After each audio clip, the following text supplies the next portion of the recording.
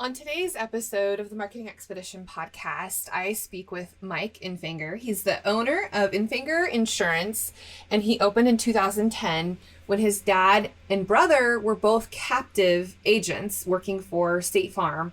And so he basically takes what they do and enhances what he does with his business as an independent agent. He has started this and run this, and he also began the Entrepreneurs of Idaho Facebook group, which is growing all over Idaho. He's in Eastern Idaho.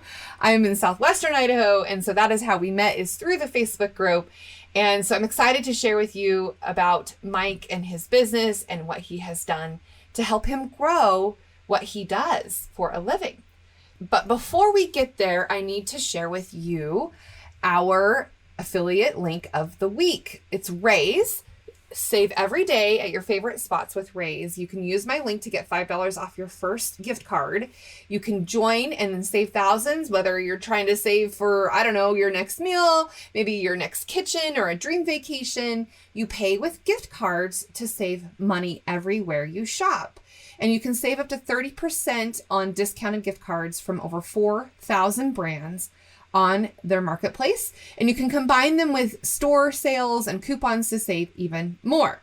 And then what happens is you can either pay in store or online. Most gift cards are delivered electronically within minutes. And then you can log into your Rhea's account online, download the Rhea's app to access and redeem your gift cards that are online.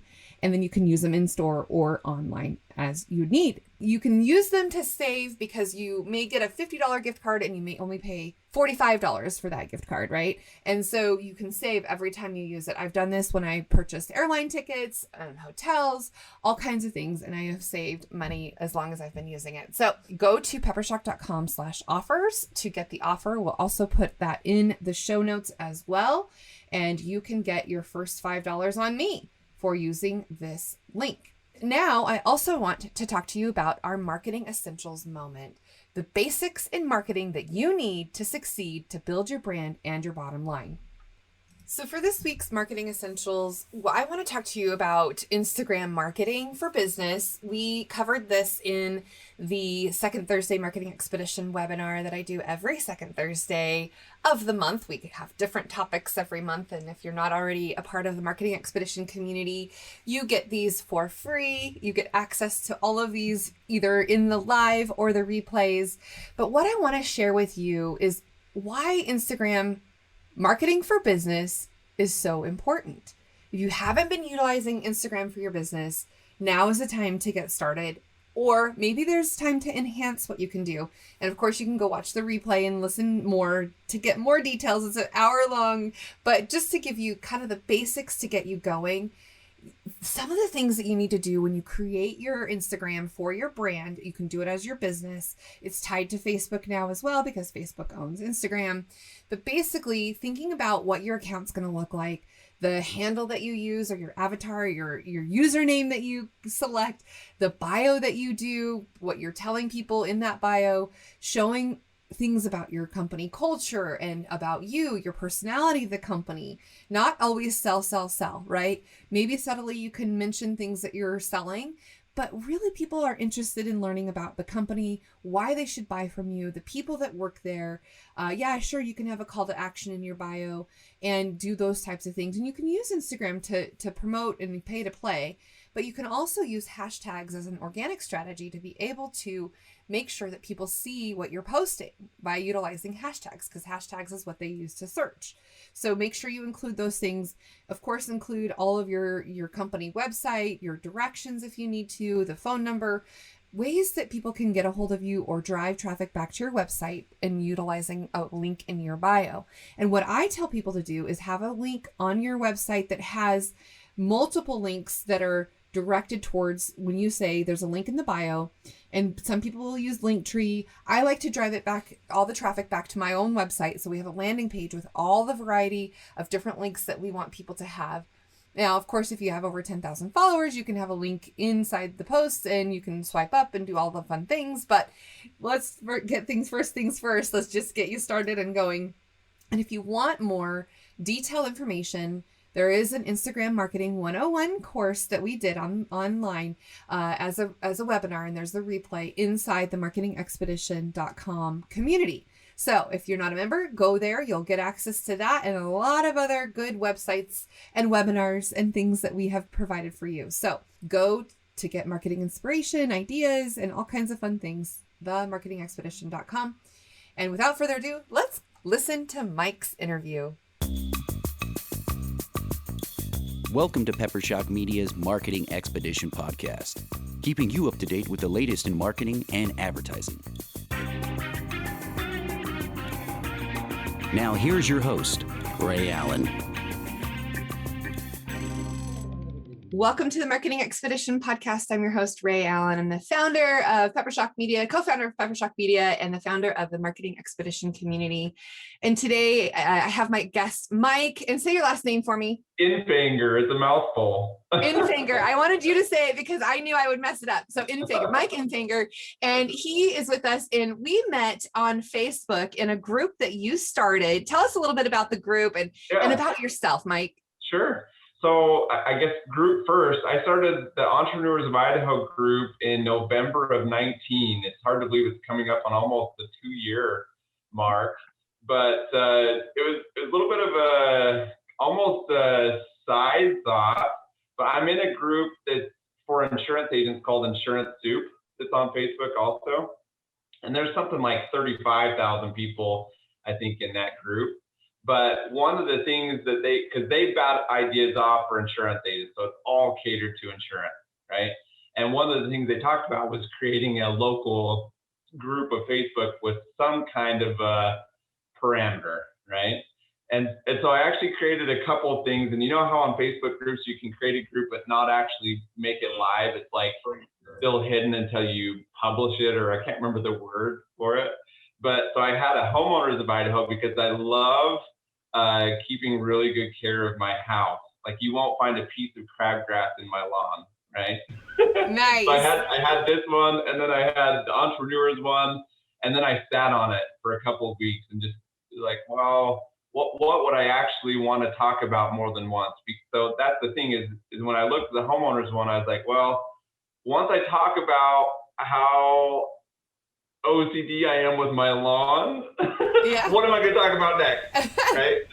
And so that one's still just in the unpublished land somewhere of Facebook, and so then I started the one on Entrepreneurs of Idaho, and it went crazy. And I think part of that was because that was right as COVID was starting, and then in March-ish of 2020 is when the stay-at-home order happened. I think maybe it was April.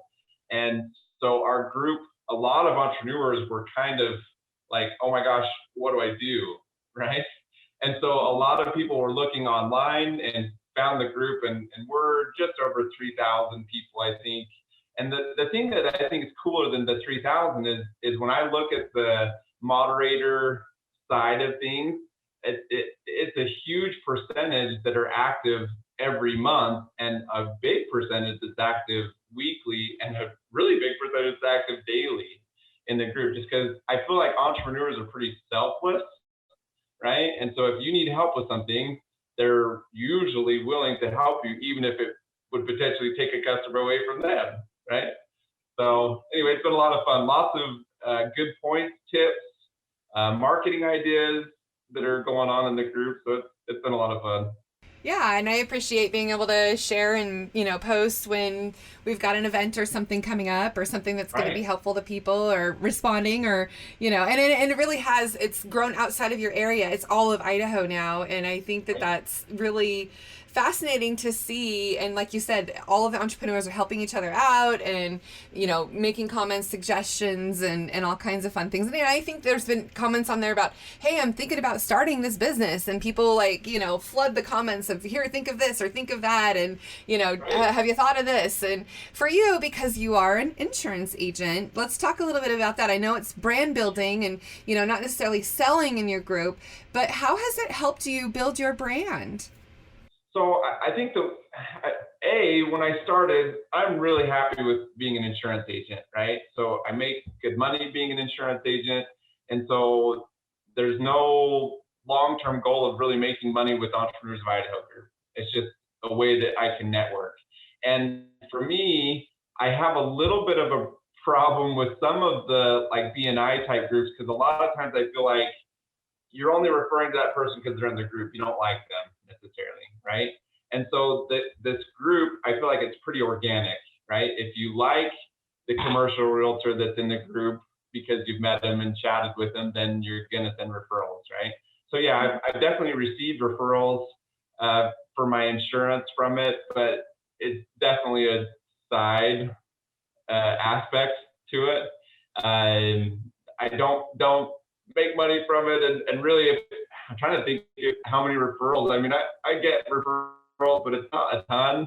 But for me, I really like meeting with other business owners. It's fun because you know a lot of their trials and things that they're going through, right? Like if you're struggling hiring somebody, the likely that other business owner, especially right now, is having that same concern. One of my favorite clients that I have insured at my insurance agency, whenever we get together, it's not just talking about insurance. In fact, it's usually hardly. It's more, what are you doing for your phone systems? What are you doing for your Google advertising? What are you doing for your Facebook advertising? And we just kind of buoy each other up. Oh, that's right? great. That's great. Well, and yeah, I mean, you're in a tough industry because really no one wants to talk about insurance. Who wants to talk it's about boring. that, right? It's a necessary evil. You have to have it, but you don't always want to talk about it. So I get that there's lots of good things that you can share just being in business, just being an entrepreneur, right? So let's talk about that. Let's talk about you becoming an entrepreneur. What sparked your fuel to want to be in the insurance industry? I almost feel like I didn't have a choice. Nice. So my family, from my grandparents on both sides on, and I'd have to ask my parents, maybe even my great grandparents were, I don't know. But every family member that I know is entrepreneurs in my family. So my own parents, my dad's actually a State Farm insurance agent. So that's kind of how I got into insurance. I do independent, which is kind of a different arm. My mom had her own business of windshield repair when I was a kid. And my grandpa, my dad's side, was the HVAC guy. And then my uncle's then grown it into a huge business in Salmon, Idaho. So I really didn't feel like I almost didn't have a choice, right? It's kind of what we do. Yeah, it's in your blood. On someone else. Yeah, it's already ingrained in you, for sure, sure. Yeah, no, I can appreciate that because there are people who, you know, they dream about becoming an entrepreneur. They want to do it, but they can't take the leap because they don't have the mindset or maybe the ability to get over the fear of risk taking and those types of things. So when it's just ingrained in you, it's a natural, it's a organic fit for you to be able to do it, right? And it's a great support system. So one of the things I've learned, I didn't know when I started my insurance agency, but there's all these local, like small business development center type places that will help you get off the ground, right? And for me, that was my family, because I talked to my dad if I had a question, or I talked to my mom if I had a question, and they'd help me get going. So there's a ton of resources I didn't even know were out there to help entrepreneurs get going. Absolutely. Yeah, we're familiar with the Small Business Development Center and all the things that they have to offer, and the accelerator programs and incubators and all the things that people do to support businesses, because I mean, entrepreneurs want to see other entrepreneurs succeed, right? I mean, that's always kind of a creed that we all follow. We want to make sure and help, and you know, we'll tell people our opinions whether they want to listen to it or not, right? Yep. Yeah. So, okay, tell me a little bit about your community, your area, and you know who you serve, and what is your ideal client. So our agency is about 50-50. About half of our agency income is from business insurance, and the half is from personal insurance. For me personally, definitely, I'd say my ideal client is the business owner and their business, and then as a side gig, we also help them with all their personal needs, right? So their home, auto, life insurance stuff too. My favorite clients are the ones, like I was telling you before. I've got an attorney firm here in Idaho Falls, and they just keep growing. And then every time we meet, it's just fun because we both bat ideas off of each other, like what things are you doing here to help you grow. And so that's probably my ideal, is ones that don't want to necessarily just pay me and leave, but actually want to grow with me, right? Well, let's talk about that. So what are some tactics that you've taken that have helped you grow your business? So my biggest one, and the one that I've made the most money from, is because my dad's a State Farm agent, or what they call captive agent. Captive agents are really good at certain things that fit in the box, right? And each captive agent is a little bit different. But for State Farm, for example, their personal lines, home auto life, is really good, but they don't do much in business insurance. So when I first started in insurance, I actually worked for another insurance agency for a year before I started my own in 2010. And when I started working for them, my dad, of course, my brother, who's actually also a State Farm agent, and then I have cousins that are in it, and then they've got their kids that are getting into it and friends. So I had this kind of network that I didn't even realize would send me anything necessarily. So I start doing an independent insurance agency, and as an insurance agent, and all of a sudden I've got all of these friends of my dad that are calling me saying, hey, we have this fill in the blank business that State Farm won't do. Can you quote it for us? I'm like, sure, right? So I actually kind of started niching into, then I'd go out and see all of these State Farm, and then also domino effect, Allstate, and different agencies that are captive. And I'd be like, hey, I can do this business insurance stuff that you can't do. And then there's also high risk personal lines that they won't do either. So if somebody gets a DUI, or they need an SR22 for some reason, they'll send me those things, and then I don't cross sell on them. So every independent agent will take that stuff, right? But then if where I have all these friends that call me and say, hey, I've got just this business insurance that I want you to do, but I'm still going to do the home, auto, and life. My thing, and what I tell all my employees is that we're different, is when they call us, we're not cross-selling. So when you're calling in to make that payment for the business commercial auto, I'm not asking you about your home and your auto and your life and everything else. I'm leaving that with that other agent. So a big part of our income is from helping these captive agents on the stuff that they don't do.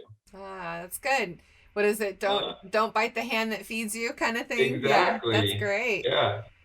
Okay, so what are some success stories of people that you have helped and served in your business?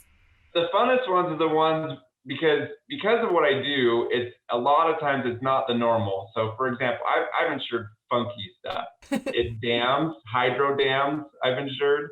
My dad always calls me the best dam insurance agent he's ever seen. Nice.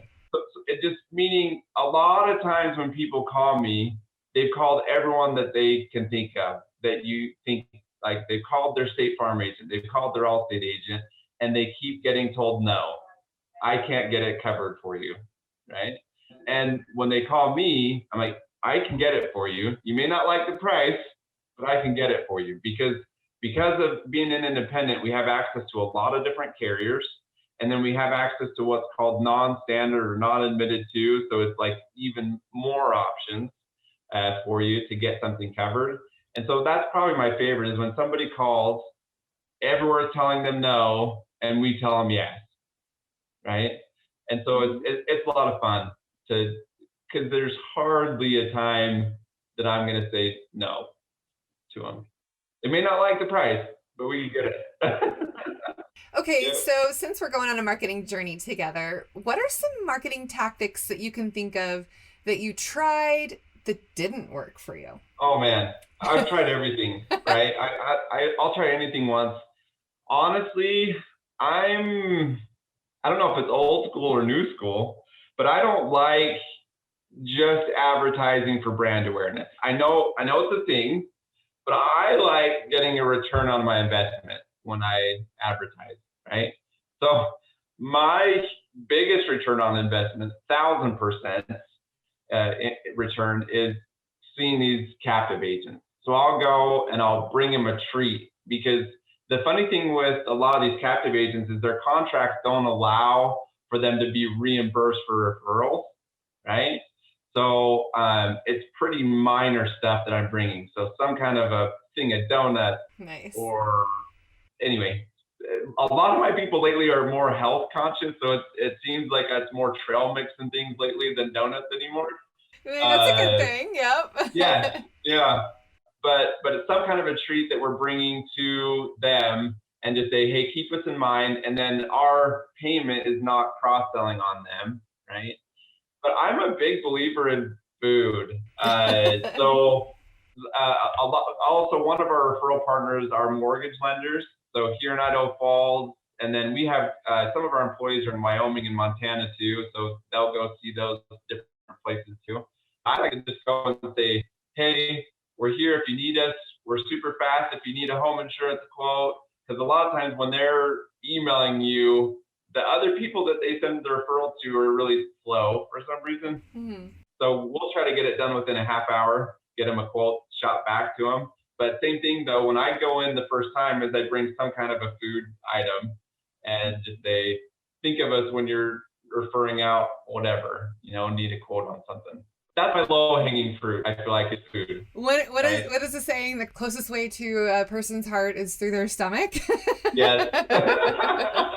I think it's usually husbands. Yeah, exactly. Saying, right? But I think it's with everyone. It is. I have to say. I know. In fact, I was just talking yesterday with a client. She does property management, and she has cookies that she delivers with her logo on them. And so then she'll deliver those to, agents and other people that could be referral partners, right? Just like you. And that's kind of a clever idea because then you're still branding, but you're still, giving the gift. And then you're, and really what it is FaceTime, right? You're talking, you're, or it's just a thought that's there. And so I think that's great. It's a great tactic to take to be able to do that, to give a gift of, whether it's food or something of use of value, right? The trinkets and tchotchkes or swag, stuff we all get, right? Sure. And I think too, part of that is just being genuinely interested in that person, right? So kind of like I told you at the beginning, sometimes I feel like the D&I groups, it's fake, right? That connection sometimes. And if you can talk to them and just be seriously interested in them, I think making that connection and having them like you is almost more important than the food. Yes, for sure. So what are you thinking that you would like to try in terms of marketing, a tactic or strategy that you have not yet done, but it's something that you would like to do? Honestly, I feel like I've tried almost everything. So I've done radio advertising, I've done Google advertising, I've done Facebook advertising. I hired a guy last year that all he does is giveaways for insurance agents. So you'll see the ad pop up on the side of your Facebook saying, get a home quote and entered for this Traeger grill, for example, right? For me, it still comes down to, so the hard part about insurance is I've paid for somebody to get me ranked higher on Google. It works, right? And the hard part is you're actually competing against all the national carriers when you're local, right? And so the cost per lead for insurance, in my opinion, isn't worth it, a lot of those things, because, so for example, I don't know if you know how much you pay for your auto insurance. You know how much you pay? Oh, a lot of people are like $600 for 6 months. Yeah, I'd have to look. I don't even remember. Yeah, but I mean, obviously it depends on what your car is and everything, right? But so say you're paying $600 for your auto insurance, which in Idaho I think would be pretty common. For me as an insurance agent, most of my companies pay me 10% commission. So I'm only making $60 commission on a sell, right? And so if I'm paying $200 to get that person in the door, it's like, well, if they keep renewing, then eventually I'd break even, right? On the third or fourth time they renew. But for me, the best thing in the world is just going to chamber events, it's networking and getting my face out there and having people like you and bringing food. So I'd try anything though. Like if I had somebody come to me, seriously, anytime I had somebody come to me and they have some advertising idea for me, I'm like, sure, let's try it for 6 months and see what it does. But I want the return Right? soon. Yeah. Right? I don't want it in 5 years from now. Yep, I hear you. Well, one trend that's really picking up, and it's been around for a while, but I'll just share with you, Google My Business has opened up lots of opportunities for voice search optimization. So there's a Q&A section on there, and Google My Business is really, lately has been really kind of amping it up to get people to utilize Google My Business more. And it is organic, but you can post to it. And then because everyone's using Siri or Alexa or, all of the devices, the Google, I have to be quiet because my Google will will go off. But yeah, so that's one area that we've been utilizing a lot more lately with our clients, because especially if you're local, and it's kind of a way to combat the national brands that you're competing against, because they don't have the Google My Business like you can locally. And then when people are asking questions like, okay, Google, who's the best insurance agent near me? And, and then it can come up with it. And so you're working to be voice search optimized. See, my Google just went off. It heard me. But if it's, something that you can do with those Q&As that are in there and organically have questions and answers, because people will come up with different ideas. Okay, Google, stop. It's going off. So, those are some things that you can think about, like in your strategy, in what you're using organically, because you want to return on that investment. And Google My Business is kind of a long play, right? It's something that when people are looking for and searching for, you never not quite know what they're going to search for. So if you have variations of different ways to answer those questions that they might have, then you can, put that up there, because a lot of people will say near me. Right. And so if you're using things that are in your blog posts and on your website that pose things and questions and then have those answers for you, there's a little tip for you to implement into your strategy for this next year. I imagine it's something you can look up and see how often people are looking for that locally. Is that something you have access to? You're like, oh yeah, there's one a day that are asking Google for that? Well, I mean, it depends on, what you're searching for and what you're wanting to find, but Google Analytics will help if you have that on your site. And if you, can track, those types of things. And there are tools that you can use for, popular keywords. But here's a little trick. If you start typing in the Google space, you start typing in a word and it'll auto-populate and pre-fill, various different renditions of what you're trying to search for. Screen capture that. And then use that to your advantage, because now the content that you want to put on your website has all of those variations of that one word that you're searching or that phrase that you're searching. You've probably seen it before where it starts to auto-populate, so that you don't have to type in the rest of what you're trying to ask it.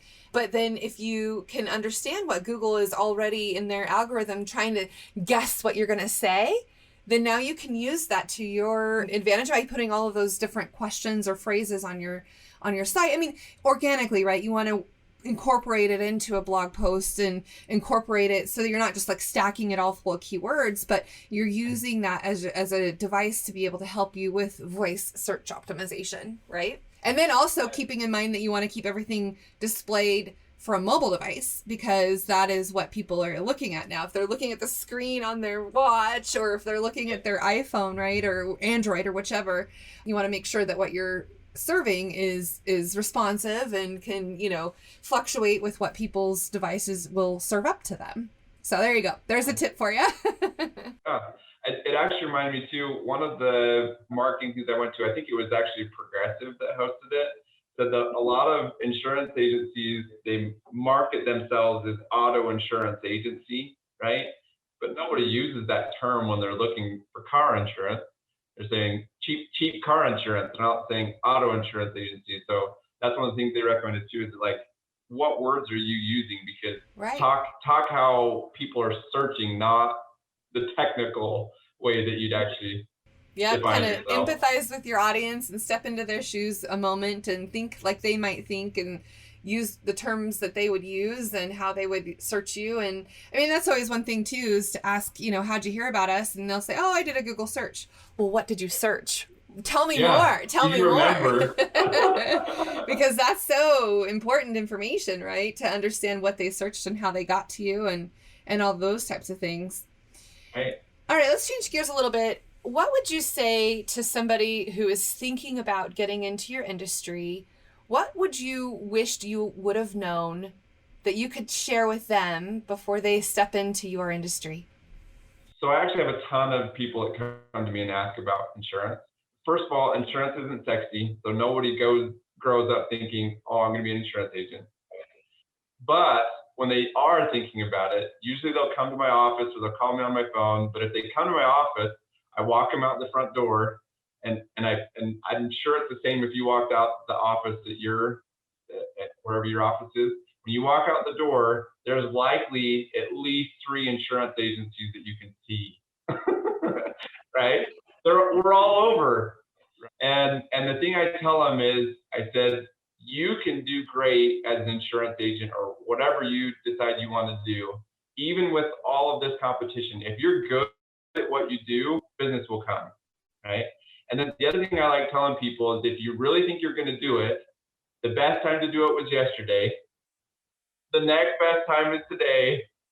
The worst time is tomorrow. Don't wait, right? If you think you're really going to do it, go. Because so for me, when I started, like, I actually worked for another insurance agency for a year. And then my mom called me out of the blue and she's like, "I had a dream you started your own insurance agency. I think you should do it." And I really wasn't interested. But as I think about it, man, and now I don't know how much it matters 11 years later, but if I just started a year earlier, I mean, I've just grown and grown and grown every year. So if I had started even earlier, I'd have been even more ahead of where I am now. So I think if you really are interested, go, is my advice. Whatever it is, whether you want to be in marketing, insurance, a realtor, pull the trigger and get it done. Yes, for sure. All right. What are some resources or things that you've listened to or read recently that have inspired you? Oh, so my favorite all-time book, it's one that I reread. It's called Psycho-Cybernetics. Kind of a mouthful, like Infanger. But it basically talks about the power of the mind and how you can do anything you set your mind to. And he backs it up with all the science, which at the very beginning, like first 2-ish chapters of it is literally science, which kind of bogs me down because I'm not that thinking that way. But then he just goes into, what you can accomplish if you set your mind to it. So I love that book. It's definitely one that I reread probably yearly. What would be some of my favorite ones I've read lately? I go back and forth. I read business self-help books, and then I read fun historical type novels. So like Seabiscuit and the Wright brothers, and so I like anything that is fueling success.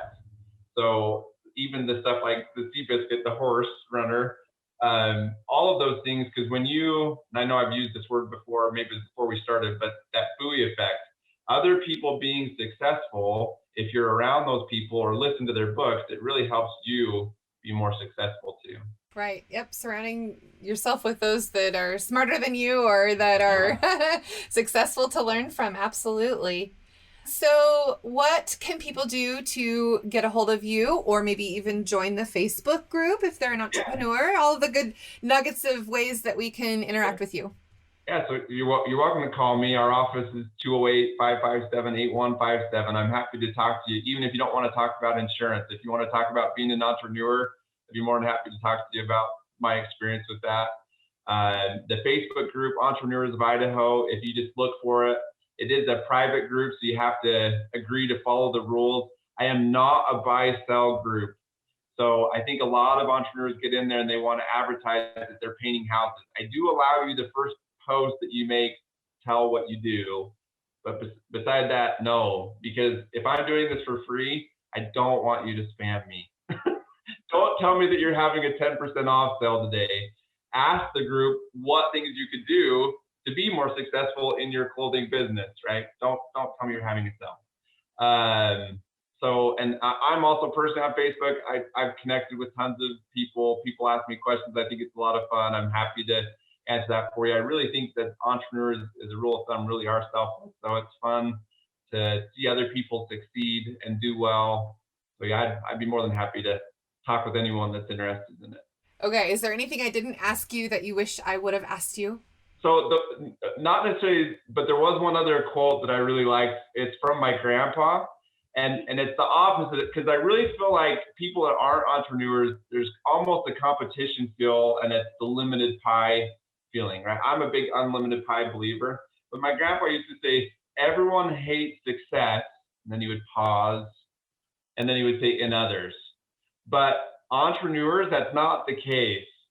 Most of the time, there are the select few that are still just as mean as everyone else, I guess. But the cool thing about entrepreneurs and finding those groups, networking groups and things to help you is that it's really something that can, you almost tie your saddle or your lead rope to those guys that are taking off, right? Yeah, absolutely. So find somebody that helps you. Because in fact, that's one of the things I say too, is a lot of times well-meaning people, could even be your own parents, a spouse, could say, no, don't do it. Stay with what's comfortable. Stay working the W-2 job somewhere else. And really, maybe it is for you, right, to stay there. But if you think you can do it's for sure. I mean, if you want the most freedom, the most chance of making a lot of money, then doing your own business is where you're going to find that. Absolutely. I think it definitely takes a certain type of person to be a successful entrepreneur and have that mindset. Absolutely. I love what your grandpa said, but it doesn't always apply to all. No. Yeah, that's cool. This has been great, Mike. Thank you so much for working with me to get on this schedule, to get interviewed on this podcast. And I'm sure we'll share it in the group and everyone will get to listen to it and hopefully give us some feedback and reviews and all the good things that come with that. And thank you. Yeah, thanks for the tips too. I need to try some of those things, especially with the Google. We'll have to stay it quiet so your Google doesn't go off again. But I think all those things are good tips. Good. Yes, absolutely. All right. Well, for our listeners, of course, the best thing that you can do, like I mentioned, is give us a review, share, spread the word. If there's a particular show you like, let me know. Let me hear about it. If there's a guest that you think needs to be on the show, let us know that too. And until next time, enjoy the journey. Thanks for listening to the Marketing Expedition podcast. Find more online at peppershock.com.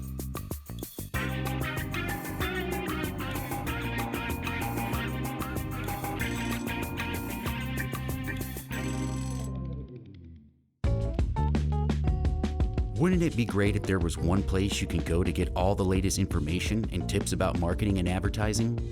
The Marketing Expedition community is that place. People like you gather in our online community to build relationships with others and find the latest marketing trends, tactics, tools, and technology. We help you build your brand and your bottom line. Start your adventure today. Visit themarketingexpedition.com to find out more.